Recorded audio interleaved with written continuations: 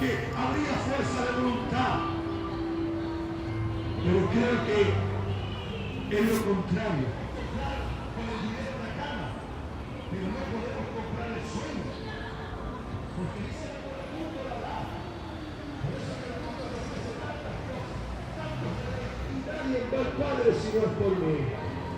Una gran reflexión en esta mañana. La palabra dice, y Él da corazón nuevo. No dará el corazón de carne, corazón verdadero, para adorar a Dios, para buscar a Dios. Bendito sea el Señor. La gente está en su afán y en su ansiedad. Dios dice al hombre, mírate en mi espejo, que es su palabra. Tú eres su mismo.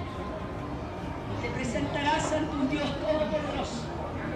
Que aunque hoy tú no lo creas, si Dios no existe, es fábula. Eso es religiosidad, tontera de religiosos. Pero así como el aire que tú ves, que necesitas respirar, porque si no lo has visto, porque como estos ojos llenos de maldad, llenos de pecado, verán al Dios Santo de Israel. Pero ese día cuando tú partas de esta tierra, cuando tu alma vaya delante de aquel, hay dos sentencias, dice la palabra de Dios.